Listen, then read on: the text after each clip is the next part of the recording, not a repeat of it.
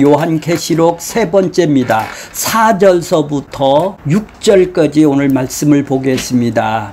자, 첫 시간 했던 제목이 뭐라고 그랬나요? 예수 그리스도의 계시다. 예수 그리스도가 보여주시는 것이다. 누구를? 예수 그리스도를. 예수 그리스도에서 대해서 예수 그리스도가 보여주는 걸 보고 예수 그리스도의 계시라고 그래요. 그러니까 보여주는 내용이 바로 뭐냐? 창세전 언약이라고 그랬죠. 창세전 언약은 뭐죠? 세상을 창조하기 그 이전에 뭐 했다고? 그리스도 안에서 택했대요. 택했대. 건져냈다라는 얘기, 택했다라는 것은 정해놨다라는 얘기예요. 미리 정했다라는 거예요. 미리 계획을 했다라는 거예요. 그것이 누구의 뜻? 아버지의 뜻으로 계획을 했다라는 거예요. 그러니까 그것이 뭐예요? 누구를 정해놨어요? 너를 그냥 택하는 것이 아니라 네 노력한 그들을 택하는 것이 아니라 그리스도 안에서 택했다라는 얘기예요. 그리스도 밖에 있는 것은 세상이고 그리스도 안으로 들어와야 자기 백성이 된다라는 얘기죠. 그러니까 모든 사람을 다 그리스도 안으로 다 불러 모으는 것이 아니라 이렇게 정한 사람, 택한 사람, 그리스도 안으로 택한 사람만 그들을 한 몸으로, 예수하고 한 몸으로 연합을 시켜서 이제 이들을 그리스도 안으로 하나님의 백성이 된 곳을 보고 교회라고 그런다면 이게 하나님의 나라로 들어오는 것이네요. 그렇게 그리스도 밖에 있으면 세상이네요.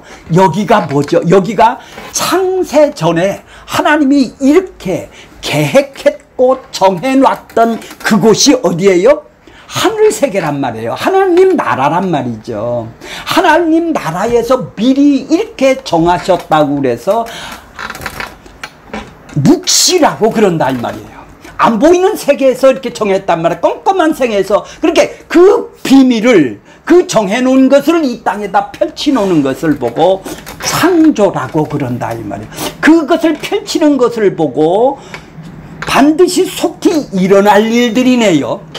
일어날 일들을 창조서부터 새 창조거지를 이 땅에다 펼쳐내는 것을 보고 그 묵시 속에 있는 것을 보고 묵시 속에 있는 내용을 드러내 보이는 걸 보고 그리스도 계시라고 그러는 것이죠. 그러니까 그리스도를 보여주는 거예요. 그러니까 복음을 보여주는 것을 보고 묵시의 세계가 이 땅에 펼쳐지는 거네요. 그래서 창세기 1장서부터 계시록 마지막까지는 전부 다 이렇게 일어날 일들, 즉 자기 백성들을 그리스도 안에서 택한 백성들을 건져내는 하나님의 일이 써 있겠네요. 그것이 성경이란 얘기죠. 그렇게 창세기도 예수가 써 있는 것이고 말라기도 예수가 써 있는 것. 성경 어느 곳이나 다 그리스도 안에서 택한 자기 백성을 건지기 위해서 뽑아내기 위해서 택한 백성들을 건져내서 하나님의 백성으로 만드는데 이 시대마다 펼쳐내는 것이죠. 그렇게 속히 일어날 일들이 그렇게 뭐예요? 재림이 아니라 하나님이 택한 창세전에 계획했던 그 일이 충만한 수가 다 들어오는 것, 완전한 수가 다 들어오는 것, 그것이 이루어져야 재림이 일어날 거 아니겠어요? 그러면 이 땅에서 천국이 일어나는 거네요. 예수가 오셔서 이 땅에서 천국이 그들에게 주어지는 거네요. 그들에게 주어지니까 그들이 하나님을 찬양하고 하나님을 기뻐하고 하나님께 영광을 돌리는 바로 이 땅의 삶이 천국의 백성이 죽어서 가는 나라가 아니라 이 땅에서 임해서 그들이 구원을 받은 백성이 살아가는 것이 이 마귀의 세상 속에서 자기 백성들이 살아가는 거예요. 그죠? 자, 그것이 첫 시간에 배웠던 것이죠. 그 두 번째 시간이 뭐죠? 때가 어떻게 갔다고요? 무슨 때예요? 사람이 태어나서 100년 있으면 죽어요.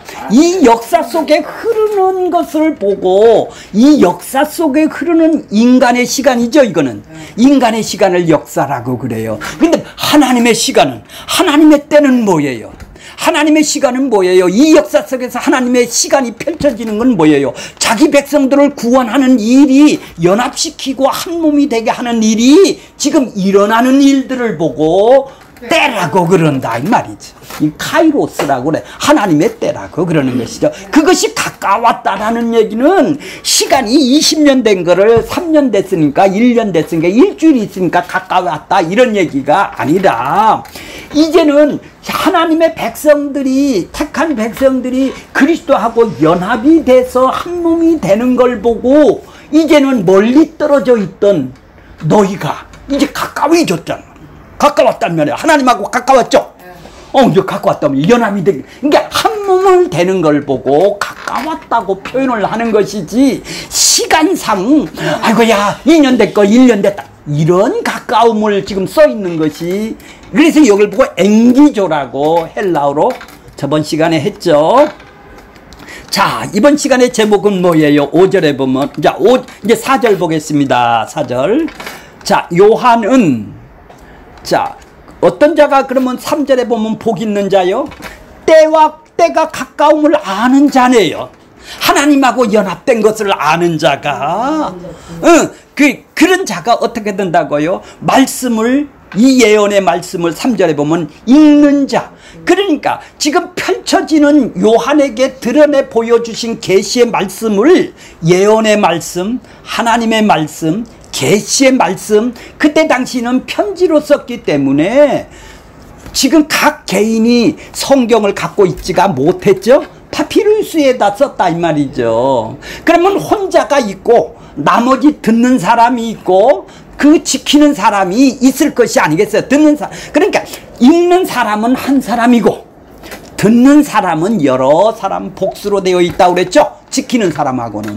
그러니까 듣는 말씀을 지금 읽으면, 한 분이 교회에서 몇 사람을 놓고 지금 읽으면 한 사람이 읽을 거 아니겠습니까? 읽는 자가 있어요. 이걸 보고 예언의 말씀, 하나님의 말씀, 계시의 말씀이라고 그런다 이 말이에요. 이거를 듣는 자, 읽는 자와 듣는 자, 이런 사람들은 다 교회에 한 몸으로 연합이 된 사람들이네요. 때가 가까움을 다 알고 있는, 가까움으로 인해서 지금 연합이 된 사람들이죠. 이런 사람들에게 듣고 그 가운데서 기록한, 여기다 볼펜으로 지금 파피루스에도 기록한 것이죠. 기록한 것을 어떻게 한다고요? 지키는 자. 지키는 자가 뭐라고 그랬나요? 그 말씀을 100% 지켜야 구원받은 게 아니라 이미 그들은 마음속에서 새길 수 있는 사람이 되었죠. 왜? 성령으로 인침을 받아서 성령이 왔기 때문에, 성령으로 깨닫게 했기 때문에 마음에 그 말씀을, 들은 말씀을 품을 수 있고 이해하고 깨닫고 품을 수 있는 사람이 되었죠. 그 말씀을 100% 지키니까 구원받는 게 아니라 이 말이죠. 이미 성령이 와서 그들은 말씀을 품을 수, 이해를 할 수가 있는 사람을 보고 지킨다고 그런다 이 말이죠. 예. 근데 자꾸 말씀을 지켜야 구원받는다가 아니네요, 지금. 이런 사람이 뭐가 있다? 뭐가 있다? 복이. 그렇죠. 세상에서 지위가 올라가고 높이 올라가고 아들, 딸 근심 걱정이었어요. 잘 되는 사람이 복이 아니라, 이건 세상에 있는 사람들의 복이죠. 마귀의 지옥 생활하는 사람들의 복이죠. 지금 그 복을 얘기를 하는 것이 아니죠. 그리스도 안으로 들어온 사람, 한 몸으로 교회가 된 하나님의 천국이 그들에게 임한 사람에게 복 받은 것이 뭐냐, 그 복을 얘기를 하는 것이죠. 자, 4절 볼게요. 요한은 아시아에 있는 7 교회에게 지금 뭐 한다고요? 편지 형태로 쓰네요. 요한이 지금 계시를 받아서 편지, 볼펜으로 지금 쓴다는 얘기죠. 그죠? 쓴다는 말이에요. 이제, 자, 편지를 하느니 이제도 계시고 전에도 계셨고, 지금은 계시고 있어요. 전에는 계셨어요. 과거에는. 과거에 있었고 지금도 계시고 있어요. 현재도 계시고 있고 장차 오신다 이 말이에요.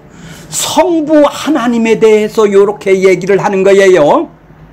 성부 하나님, 성자 하나님, 성령 하나님을 써요 지금. 근데 성부 하나님을 어떤 표현을 하시냐 하면은 전에도 이제도 계시고 전에도 계셨고 장차 오실 일은 예수님으로 지금 이 땅에 오신다 이 말이에요. 장차 오실 이다 이 말이에요. 이제 그건 좀 이따 할게요. 하나님이시다 이 말이에요. 성부 하나님을 이렇게 표현을 해요. 두 번째는 그 보좌 앞에 있는 7명 완전수라고 그랬어요. 온전한 수라고 그랬어요. 하나님은 완벽하고 온전하다라는 것은 언약을 하시면 언약을 신실하게 다 지키는 걸 보고 100% 지키면 완전하다, 온전하다 이렇게 쓰는 거예요. 그러니까 7이라는 것은 하나님의 수란 말이에요. 하나님만 완전하고 온전한 분이에요. 다른 사람은 온전할 수가 없죠. 그래서 7명이라는 것은 성령을 지금 얘기를 하고 계시는 거예요. 자, 그렇게 성부 하나님이 뭐라고 그래요? 이제도 계시고 전에도 계셨고 장차 오실 이와 또 성령 하나님을 뭐라고 그래요? 그 보좌 앞에 그 하나님의 뜻을 이루어 완전하게 보살피고 완전하게 이루어 가시는 성령 하나님을 7영이라고 그러는 거예요. 보혜사 성령을 7영이라고 표현을 써요. 그러니까 성부, 성자, 이제 그 다음은 뭐를 쓰겠어요, 이제? 이제 성자 하나님을 쓰겠죠. 5절, 6절은 성자 하나님에 대해서 쓰겠죠. 성자 하나님을 첫 번째 뭘로 소개를 하냐면은 이제 충성된 증인이다. 충성된 증인이라는 것이 충성이 뭐죠? 충성된 부하라고 그래요. 누가? 신실하신 분이. 신실하다는 믿을만한 사람을 보고 충성이다. 믿을만한 사람. 예수님을 보고 충성된 증인이라는. 그러니까 하나님의 뜻을 온전히 신실하게 하나님의 온전한 100% 뜻을 온전하게 증언하는 사람을 보고 충성된 증인 노릇을 하셨네요. 예수님을 지금 소개를 하는데 이제 성부 하나님, 성령 하나님, 성자 하나님을 5장 5절 6절을 쓰는데 첫 번째 성자 하나님을 뭐라고 그래요? 충성된 증인으로 이 땅에 오신 거죠. 그 다음에 또 그분은 누구세요? 두 번째는 죽은 자 가운데서 먼저 나셨대요. 죽은 자 십자가에 죽으시고 부활을 가장 먼저 부활하신 분이 누구시죠? 예수님이죠. 우리도 그러면 연합이 돼서 부활이 일어나네요. 먼저 나셨네요. 먼저 났으니까 장자가 됐네요.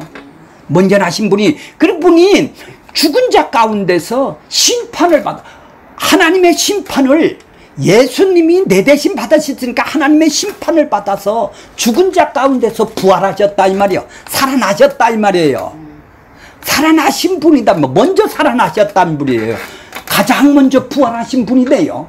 가장 먼저 살아나신 분이에요. 모든 인간들은 다 죄로 인해서 심판을 받아 죽어야 되는데 거기서 먼저 살아나신 분이 예수님이라는 거예요. 예수님을 충성된 증인. 두 번째는 뭐라고요?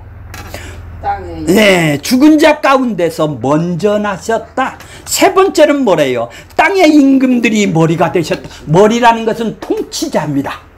하나님의 통치를 부활하셔서 우편에 앉으셔서 통치를 지금 다스리고 계시고 통치를 하고 계시고, 하나님 나라를만 통치를 하는 것이 아니라 땅의 임금들, 마귀 사탄도 다 예수님이 이 땅을 정복을 하시고 다스리는 자로 머리가 되셨다. 통치고 다스리는 자가 되셨다라는 얘기죠. 머리가 되신 예수 그리스도로 말미암아 뭐가 있기를 원하노라? 은혜가 뭐라고 그랬죠? 우리가 열심히 교회 다녀서 내 행위를 통해서 선물로 받았죠. 받았나요? 예수를 받았나요? 우리가 건져냄을 받았나요? 예, 그런 사람이 그렇게 평강은 자동으로 기쁨과 만족과 행복이 왜? 세상 것이 이제 없어졌으니까 이 사람은 세상 걸로 복이라고 생각을 안 하니까 세상에서 잘 되고 못 되고 하는 것을 복이라고 생각을 안 하고 하나님 걸로 안 보이는 하나님 묵시 세계에 있는 그것으로 하나님 걸로 지금 복이라고 생각하니 그것이 그에게 기쁨이 넘치게 주시니까 이 은혜만 받으면 자동으로 평강이 오게 되겠네요. 그러면 내가 왜 이렇게 불평하고 세상 거를 찾고 있나요? 아직 은혜가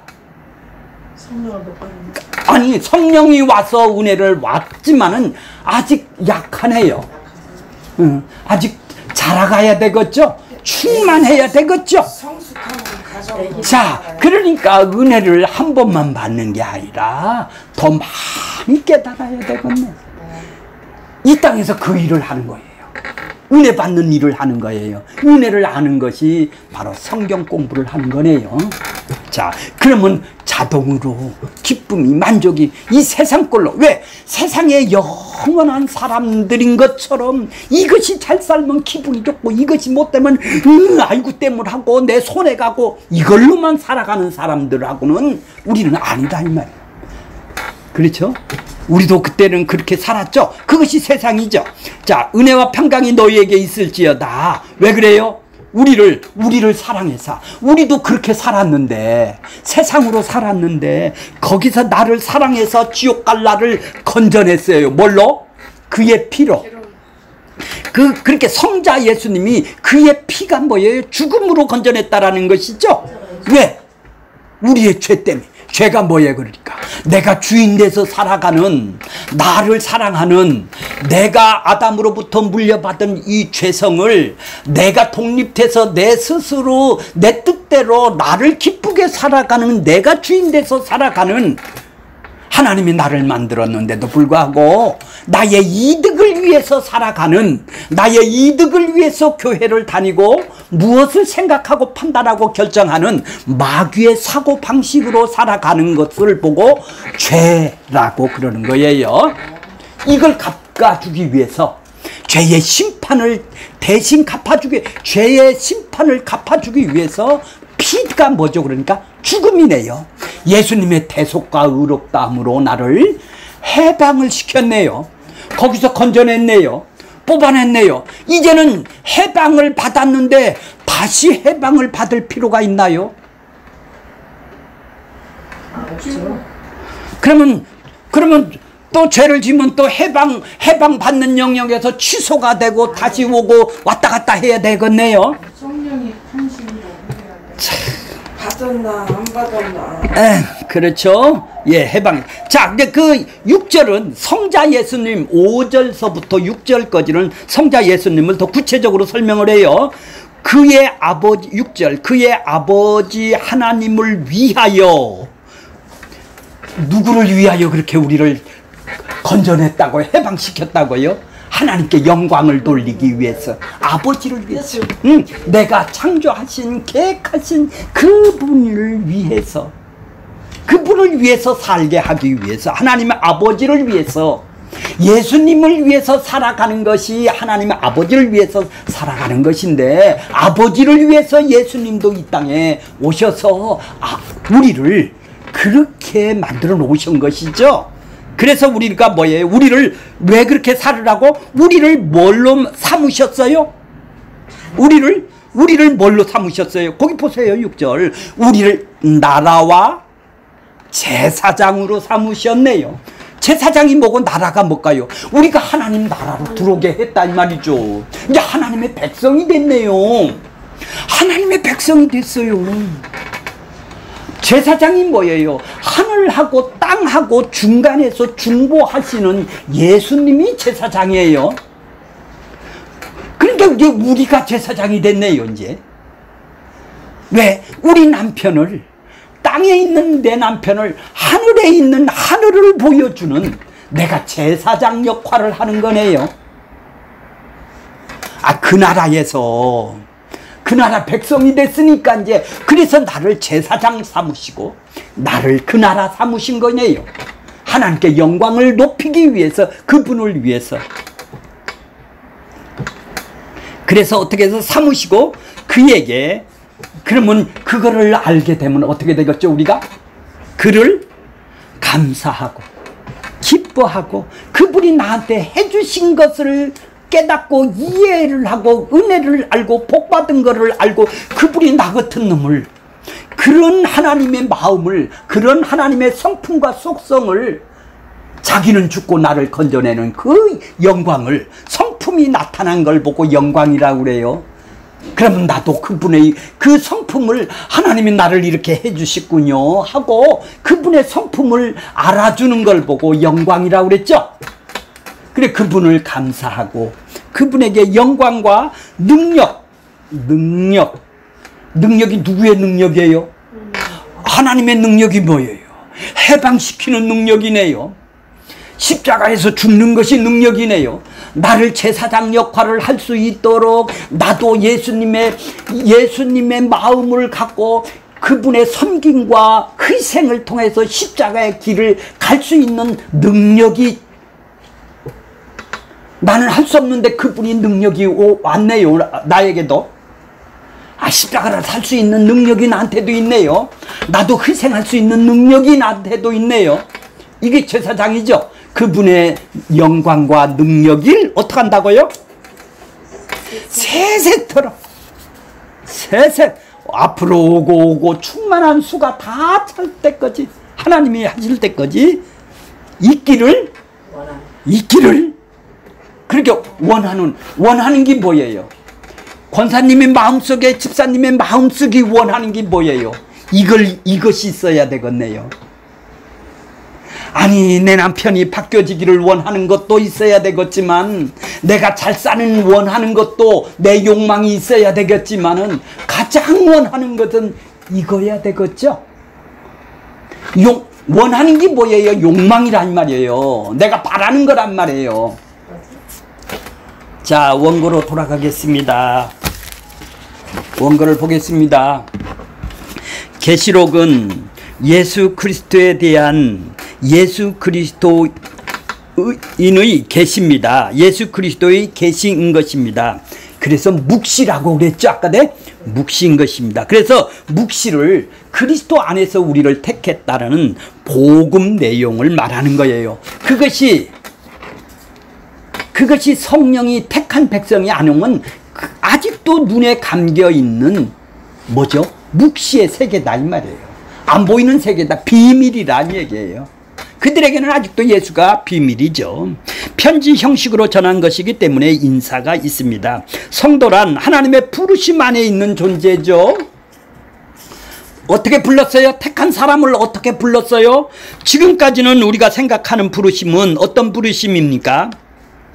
하나님이 그곳에 있었는데 여기에 있는 나를 부르셨다고 생각을 하고 있죠. 그것이 아니라 성경에서 부르심은 나는 원래 없었던 존재죠. 없었던 존재예요. 허물과 죄로 나는 죽어 있었던, 없었던 존재에 있는데 있는 것, 이제 살려놓은 것으로, 있는 것으로 부르셨단 말이에요. 이해가 가셨나요? 자, 우리는 존재했던 것이 아니라 존재하신 하나님 앞에 존재 자체가 없었던 존재죠. 허물과 죄로 죽었던 존재죠. 죽었다라는 것을 말하는 것이죠. 하나님의 부르심이란 내가 존재하고 있음에서가 아니라 없는 상태에서 불러낸 것이다. 죽은 자를 살리는 것이 하나님의 부르심이죠. 이제 부르심이라니까 손으로 너 일로 와 이런 얘기가 아니라 내가 원래 허물과 죄로 죽어 있었던 나를 살려놓은 것, 이게 부르심이단 말이에요. 없었던 존재에서 있는 존재로 부른 거예요. 죽은 자를 살리는 것이라는 의미는 예수 그리스도의 십자가 안에서 함께 죽고 살리는 것이죠. 따라서 하나님이 부르심이란 죽은 자를 예수 그리스도 안에서 산자로 만드시는 것을 의미합니다. 그러기에 산자는 날마다 생명이신 예수 그리스도를 향해 지금도 살고 있네요. 살아있네요. 생명이 있는 존재가 되었네요. 우리에게는 생명이 주어지면 우리의 모든 관심사는 생명을 향해 있을 수밖에 없는 거예요. 그것이 본능이에요. 생명이, 죄성이 아담으로부터 우리가 물려받았으니까 나를 쳐다보고 살아가는 게 우리의 본능이듯이, 나를 살려놨으면, 생명을 주셨다면 생명이 있는 것이 본능이다 이 말이죠. 오늘날 교회는 예수를 믿었으면 이제 삶으로 나타나 보이라고 요구를 해요. 그러다 보니까 믿음이 자기 행위의 행함으로 하나님이 기쁘게 할 수 있다고 생각으로 교회라는 틀, 규칙, 형식, 규칙, 기준을 정해놓고 거기에 열심히 순종과 행함으로 있으면, 그것을 많이 하면은 니들은 믿음이 있는 자라고 여기죠. 그러나 성도의 관심사는 항상 생명 쪽으로 끌리게 되어 있죠. 형식 틀에 끌려 있는 게 아니란 얘기죠. 그 말씀은 자신의 이끌로 가는 것을 이끌고 자신을 부인하고 그 말씀 자체가 십자가를 죽이는 그 경험이 이루어지는 그것이 바로 생명인 것이죠. 생명은 뭐예요? 나를 부인하게 하죠. 십자가의 길을 가게 하죠. 생명이 있는 사람은 여기에 관심 있는 거예요. 원하는 거예요, 이걸. 생명이 없는 욕망의 믿음을 발휘하여 교회만 왔다 갔다 하는 종교 생활을 하는 것 뿐이지 신앙생활이 아니네요. 생명이 없는 신앙생활은 종교생활 뿐이라는 얘기죠. 자, 4절 보겠습니다. 요한은 아시아에 있는 7교회에게 편지하노니 이제도 계셨고 전에도 계시고 장차 오실 이와 그의 보좌 앞에 있는 7명 성부 하나님을 지금 어떻게 표현한다고 그랬죠? 이제도 계시고 전에도 계시고 장차 오실 이 성령 하나님을 어떻게 표현을 했어요? 그 보좌 앞에 7명으로 표현을 했어요. 성자 하나님을 어떻게 5절 6절에 예수 그리스도를 성자의 사역을 3가지로 충성된 증인으로 죽은 자 가운데서 먼저 나시고 땅의 임금들이가 머리가 되신 예수 그리스도라고 표현을 하셨죠. 두 번째는 우리를 사랑하사 그의 피로 우리의 죄에서 우리를 해방시키고, 세 번째는 뭐예요? 그 아버지를 위하여, 아버지 하나님을 위하여 우리를 뭘로 삼으셨어요? 나라와 제사장으로 삼으셨다. 이렇게 성자 하나님을 소개를 하고 있어요. 그러므로 그에게 영광이 세세토록 있기를 원하노라 합니다. 삼위 하나님의 일하심으로 예수님을 믿게 되었다면 아멘이 나오게 되겠죠. 요한은 아시아의 7교회에게 편지하노니 수신자가 7교회라는 얘기입니다. 7이라는 말은 무슨 뜻일까요? 이건 하나님의 수예요. 전체의 수다. 완전이고 충만한 수다. 온전한 수다. 하나님은 언약을 나타내는 숫자로 하나님께서 말씀으로 언약하시고 그 말씀을 100% 온전하게 다 성취하심을 상징하는 걸 보고 7이라고 그러는 거예요. 7 날의 창조를 통해서 하나님은 언약을 하셨고 그 언약의 완성을 7교회, 7인, 7나팔, 7대접 다 이런 것은 무슨 뜻이에요? 예, 온전히 이거를 설명을 한단 말이에요. 하나님의 완성을 설명하는데 7대접으로 7인으로 설명을 하는 것 뿐이지 아이고 고개를 흔들고 7이다 대접 내가 준비를 해야 되겠다 이런 얘기가 아니네요.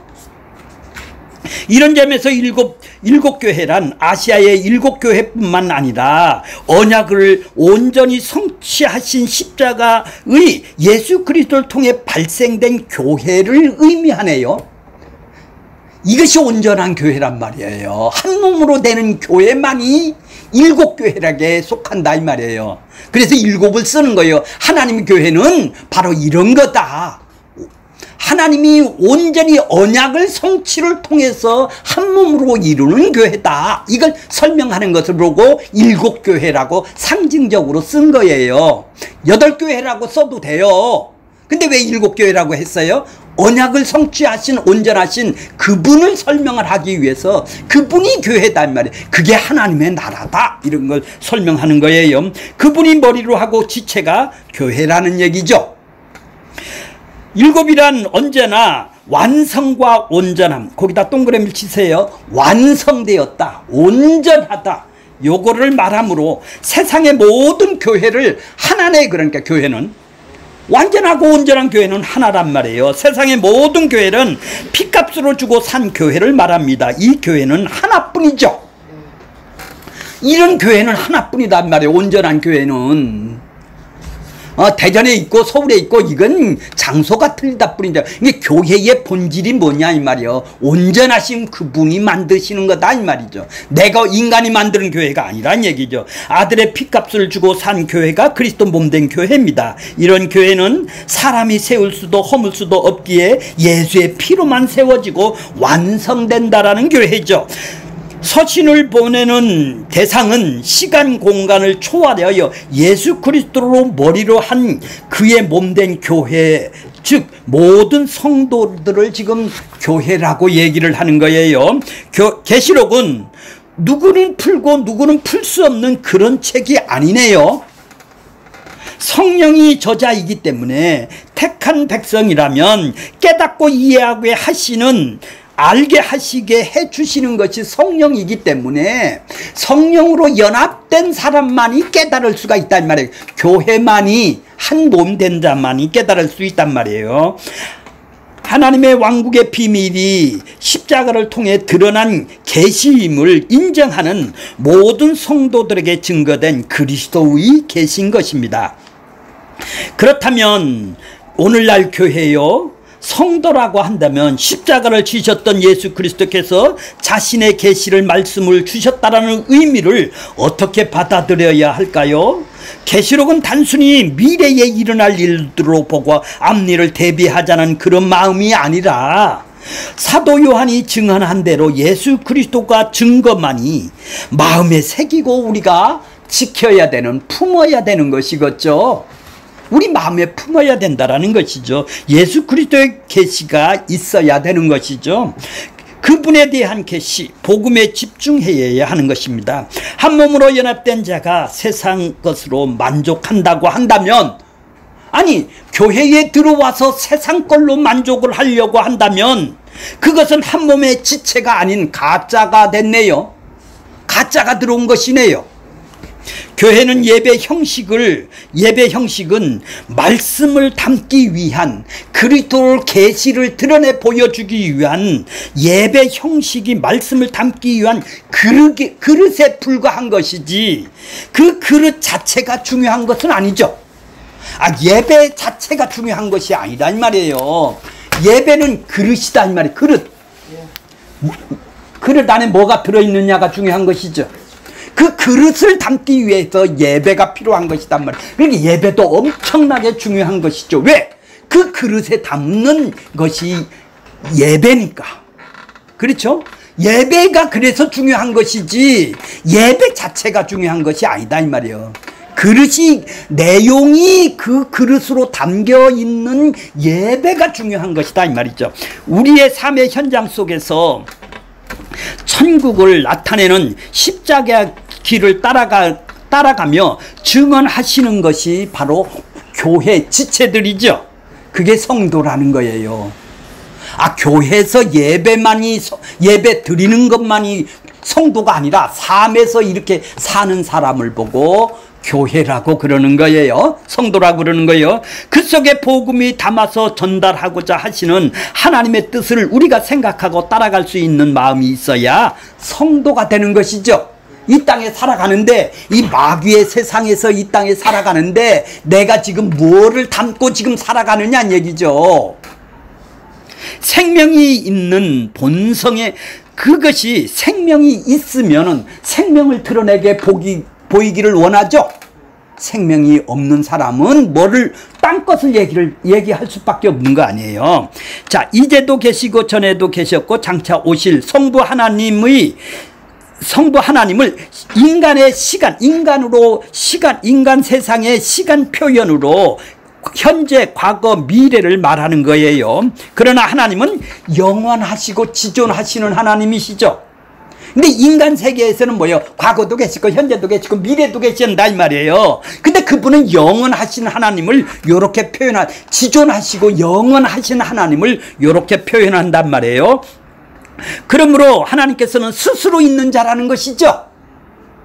영원전에 스스로 있는 자는 거예요. 예수님께서 나는 누구다? 나는 누구다? 나는 부활이다. 나는 에고 에템이. 나는 누구다? 나는 부활이다. 나는 참 포도나무다. 나는 생명이다. 나는 길이다. 이렇게 나는 누구다?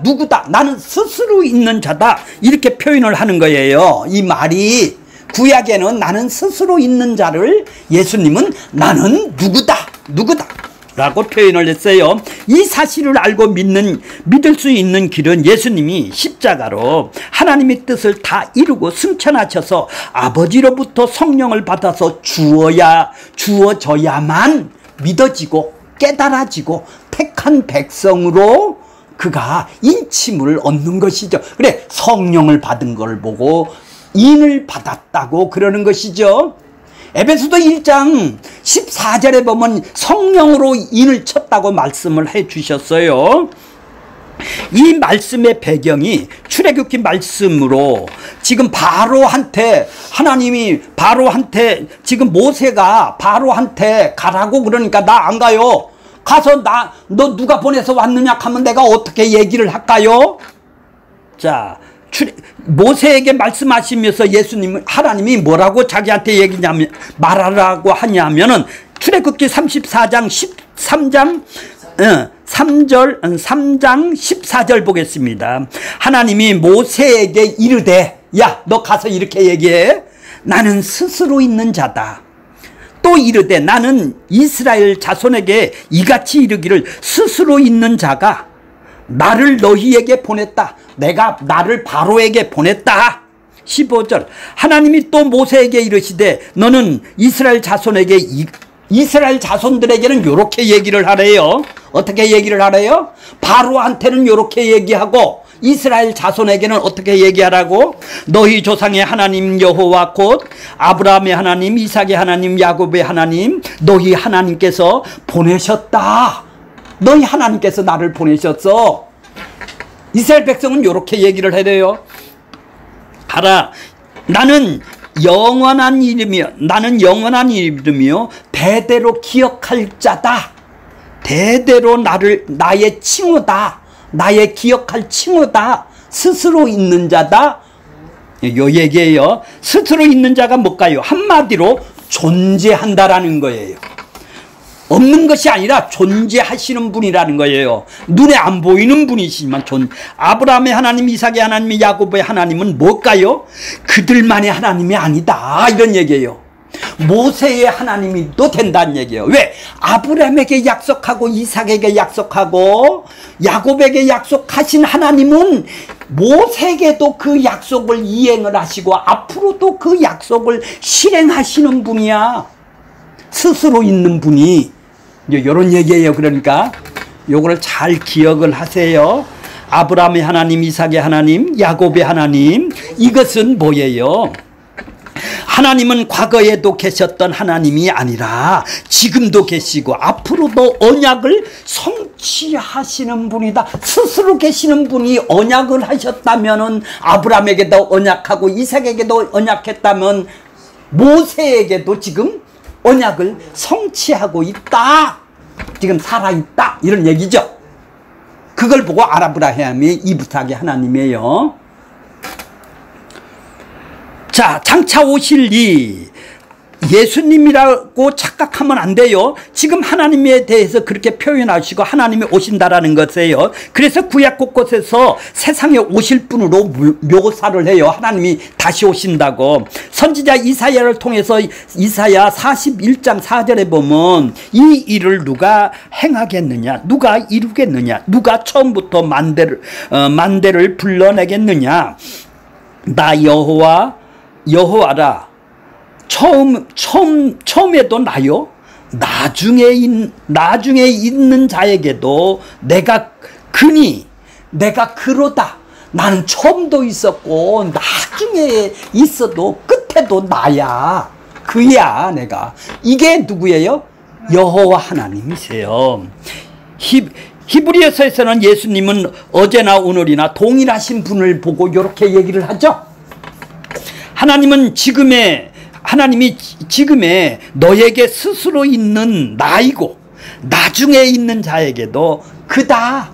나 그분이야. 나요. 이런 얘기예요. 자, 얘기는 이제 성부 하나님에 대해서 이렇게 얘기하시고, 이제 두 번째는 성령 하나님은 뭐라고 표현을 해요? 그의 보좌 앞에 있는 7명. 계시록 3장 1절과 4장 5절에서도 언급된 데 성령님을 이렇게 7영이라고 표현을 해요. 암탉이 병아리를 품고 수면 위에 성령님이 일하시는 것을 품고 계시는 모습을 하나님의 신이 운행하시더라 배우셨죠? 곧 창조에서 혼돈과 흑암과 공허 상태의 수면 위에 땅에 대해 어떤 일을 행하고 계신 하나님의 영이 7영이라고 표현한 점에서 하나님이 창조를 통해 나타나셨던 언약을 온전히 성취하시기 위해서 지금 그 일을 하고 계시네요. 언약하시는 것을 온전히 성취를 하시는 것이 지금 성령님이 하시는 일이란 말이에요. 하나님의 언약을 완성하겠다라는 것은 7영으로 표현한 것입니다. 성령 하나님을 일곱이라고 말하는 것은 완전하다라는 것이죠. 스가랴서 4장에 보면 환상 중의 계시를 통해서 7영은 온 세상에 두루 다니시며 하나님의 눈이라고 7영을 얘기를 하셨어요. 그러므로 성령이 7영이라고 표현한 것은 온 세상을 다 보살피고 계시는 하나님의 영, 성령을 말하는 것입니다. 결국 구약에서 전에도 계셨고 이제도 계시고 장차 오실 이도 하나님께서 그리스도로 이 땅에 오신다라는 것을 의미를 하는 것이죠. 하나님이 이 땅에 장차 오실 거라고 얘기를 하시는 거예요. 그 다음에 7영도 예수 그리스도로 지금 언약을 성취를 한다고 얘기를 하시는 거예요. 자, 계시록 5장 6절에 보면은 거기 읽어보시고 7영이라 그분은 십자가에서 죽고 부활하셔서 또 다른 보혜사를 보내신다라는 보혜사 되시는 거예요. 하나님 성령에 이어서 이제는 은혜와 평강의 출처가 누구죠? 이제 예수 그리스도를 5절 6절에서 이제 설명을 해요. 5절 보겠습니다. 또 충성된 증인으로 죽은 자들 가운데서 먼저 나시고 땅의 임금들의 머리가 되신 예수 그리스도로 말미암아 은혜와 평강이 너희에게 있기를 어떻게 한다고요? 원한다. 원하는 것이 뭐죠? 하나님의 바람이 뭐예요? 하나님이 뭐를 원할까요? 은혜와 평강이. 그렇죠. 은혜와 평강이죠. 은혜와 평강이 없으면 지 성질대로 하겠죠. 지 본성대로 하겠죠. 마귀의 본성으로 삶을 산다 이 말이에요. 은혜가 없으면 이걸 원한다 이 말이에요. 하나님이 우리를 사랑하사 그의 피로 우리 죄에서 우리를 건져하시고. 자, 충성된 증인 나오시죠. 충성된 증인. 충성이 뭐예요? 믿을만하다, 신실하다라는 거예요. 한마디로 아버지의 뜻을 자신이 내어주신 분으로 모든 삶의 행적이 아버지의 뜻 안에서 묶여있는 분이 누구예요? 충성된 증인 예수 그리스도라 이 말이죠. 자기의 뜻과 자기의 계획은 하나도 없는 아버지의 뜻에 완전히 복종되고 속박되어 묶여있는 삶을 사신 분이시죠. 이게 충성된 분이네요. 충성된 분. 자, 현대판 가짜 예수는 이 세상의 필요를 채워준다는 분이시죠. 신잔의 곳간의 필요를 채워주는 예수를 열광을 하고 있는 것이 우리 곳간을 채워주는 예수를 열광을 하고 있지 않습니까? 현대판 예수는. 이 땅에 오신 예수님은 아버지 뜻을 채우는 그리스도였다라는 것입니다. 충성됨이 없었다면 갈 수 없는 길이 세상을 정죄하는 길을 걸으셨어요. 그 결과 십자가에 죽으셨어요. 아버지의 뜻과 속박과 세상에 정죄하는 것이 증인 노릇하는 것입니다. 그리스도의 전생애가 충성된 증인으로 새 언약에 성취시킨 것임을 나타내는 것이죠. 즉 그리스도는 우리 자신의 생명을 드러나기까지 하나님의 구속 사역을 성취시킨 하나님의 충성된 증인인 것입니다. 자, 죽은 자 가운데서 먼저 나셨대요. 그분이, 충성된 자가, 그리스도가 부활하셨는데 먼저 나셨다라는 것이죠. 그리스도 안에서 있는 자들은 부활을 암시를 하는 거예요. 부활의 소망을 살고 우리가 있는가요? 우리는 최대의 소망인가요? 이 부활이 이 재림 때만이 아니에요. 재림만 부활하는 것이 아니에요. 우리가 현재에도 천국이 임하는 생명의 부활이 우리에게 임했다라는 얘기죠. 여기다 동그라미를 치세요. 생명의 부활이 우리에게 임했다는 거예요. 이런 사람만 재림이 부활이 있는 것이죠. 그것이 부활의 첫 열매가 예수님이라는 얘기입니다. 자, 부활이 없었다면 고난에 예수님은 참여할 필요가 없었죠. 고난과 십자가의 삶은 부활이 있었기 때문에 나아갈 수 있었다라는 것입니다. 예수 그리스도께서 부활의 첫 열매가 되셨다는 의미를 사용하여 그리스도께서 죽은 자 가운데서 대하여 주권을 소유하고 계심을 시사를 하고 있는 거예요. 먼저 나시고라는 말은 장자 되신다라는 얘기입니다. 자, 왕의 임금, 땅의 왕의 임금들이 되었다. 땅은 뭐요? 이 땅이죠. 마귀 세상이죠. 마귀 세상의 왕들의 임금, 통치자라는 의미입니다. 그리스도는 왕의 직분을 표현한 것으로 그리스도만이 만물 위에 뛰어나시며 모든 권세자들을 지배하시는 주권적 통치자이심을 시사를 하는 것이죠. 세상 왕들에게 지존하신다라는 말씀하는 것과 같은 의미입니다. 시편 89편 19절에서 20절에 하나님께서 모든 대적자들을 다스리는 기름을 부은 왕으로 다윗 왕을 세우셨어요. 사도 요한은 구약 말씀을 근거로 하여, 이 말씀을 근거로 하여 예수님의 죽음과 부활을 통해 다윗 언약에서 영원한 왕권을 가지신 분으로 예수님을 지금 묘사를 하며 땅의 임금들이 머리가 되신다고 얘기를 하시는 거예요. 이사야 선지자는 이스라엘에 대한 예언이 바로 예수 그리스도가 성취가 됐다. 땅의 머리가 되신 분이 바로 다윗을 얘기를 하는 것이 아니라 예수님이 성취를 하셨다고 얘기를 하는 거예요. 자, 땅의 임금들은 하나님을 대적하는 세상의 세력이죠. 마귀 세력이다 이 말이에요.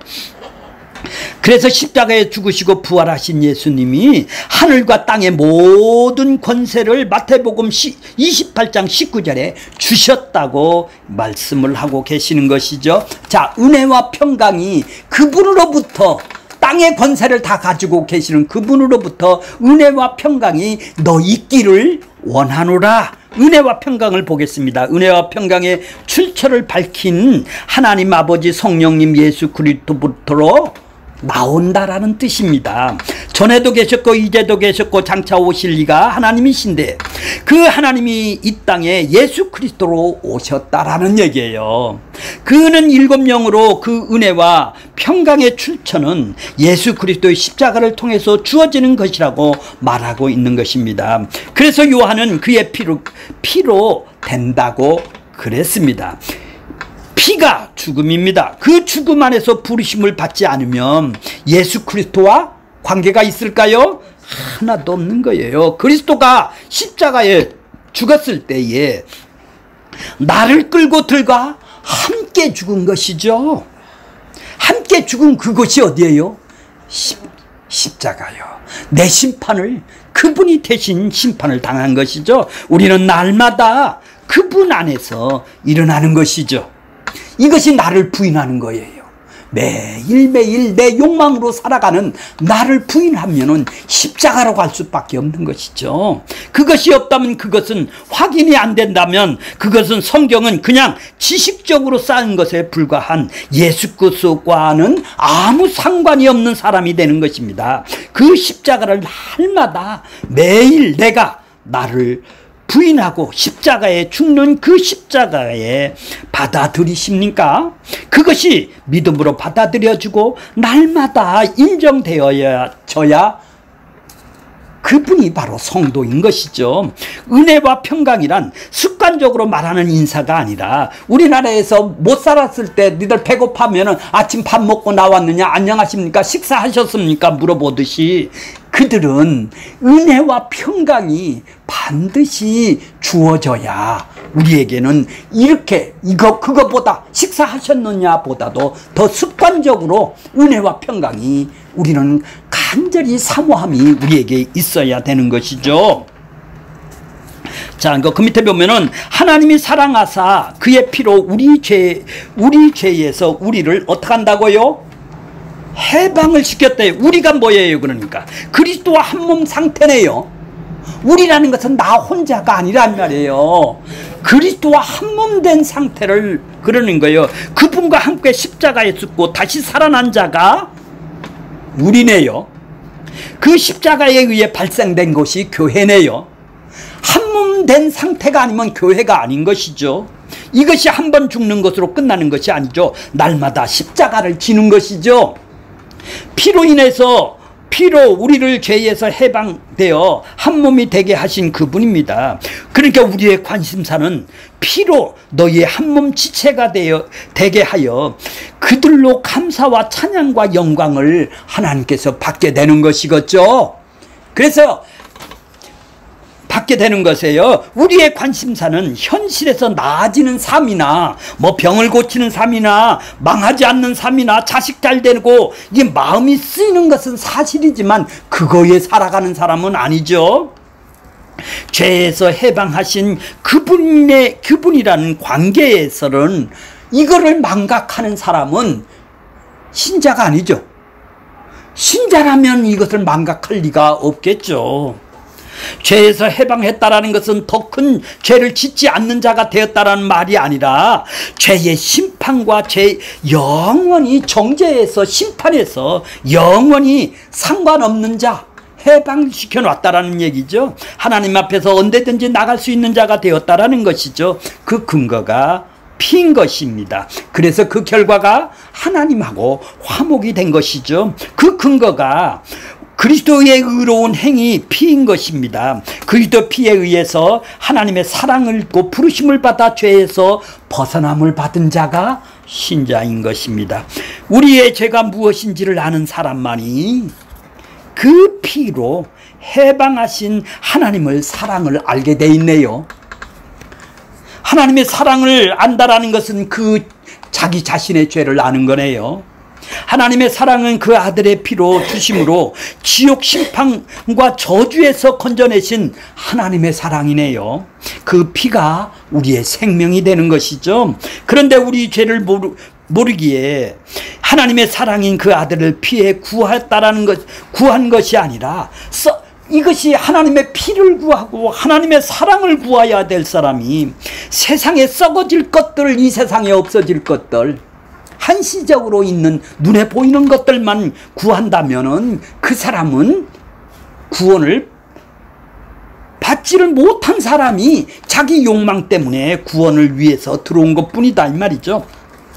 우리가 하나님의 말씀과 성령의 역사로 죄가 무엇인을 안다면 예수 그리스도 피에서 해방됨이 하나님의 사랑임을 알게 되는 것이죠. 6절 보겠습니다. 그의 하나님의 사랑을 위하여, 그의 아버지 하나님을 위하여 우리를 뭘로 세우셨어요? 삼으셨어요? 나라와 제사장으로 삼으신 그에게 영광 능력이 새색도록 있기를 원하노라. 아멘.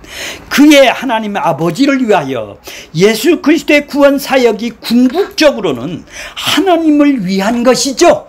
나를 위한 것이 아니라 하나님을 위한 것이다 이 말이죠. 구원 사역이 삼위 하나님의 협동 사역으로 수행되나 근원적으로는 성부 하나님에서 비록된 것이죠. 나라와 제사장이 뭘까요? 나라와 제사장이 바로 문자적으로 보면 하나님 나라 자체. 제사장은 뭐예요? 제사장. 예, 그리스도를 머리로 하는 제사장의 집합제가 제사장들이 모이는 곳이 교회란 말이에요. 하나님 나라란 말이에요. 왜 제사장이 뭐예요? 하늘과 땅을 중보 역할을 하는 예수님하고 연합이 됐기 때문에 그런 것이죠.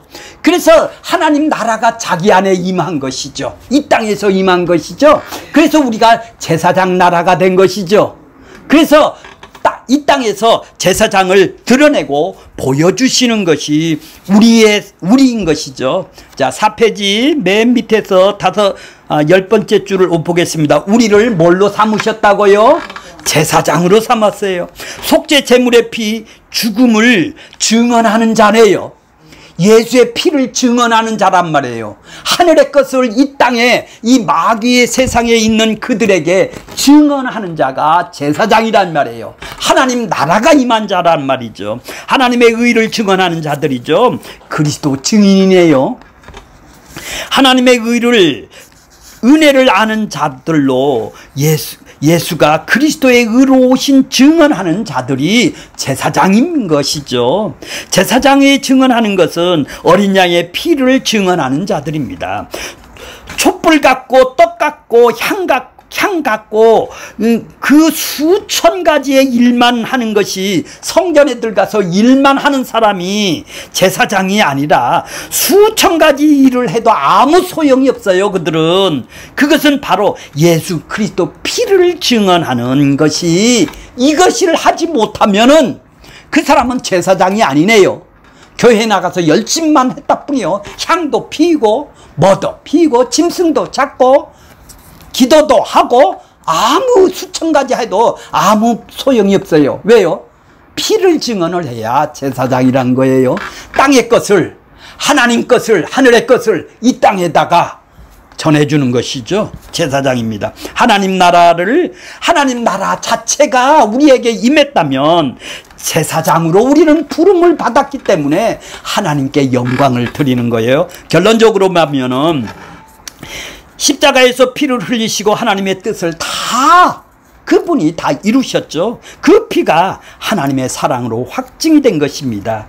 그 피가 우리를 죄에서 해방하고 하나님 나라와 제사장으로 우리를 삼으신 것이죠. 그 피값을 주고 산 자들을 하나님의 나라라고 얘기를 하는 거예요. 그 피값을 주고 산 자들을 뭐라고 그래요? 제사장이라고 그러는 거예요.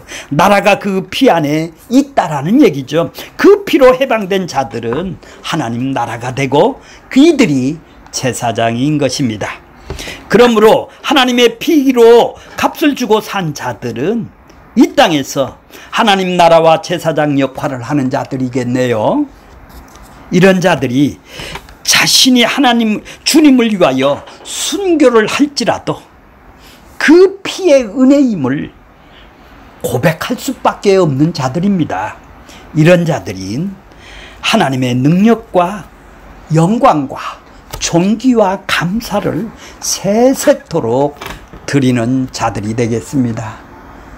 자, 우리의 삶도 이런 삶으로, 그분의 이런 삶으로 성령이 오셔서 인을 쳐서 이런 삶으로 우리를 이끌어 간다라는 걸 인식을 하시고 예수의 피를 망각하지 않는 우리들이 다 되기를 원합니다.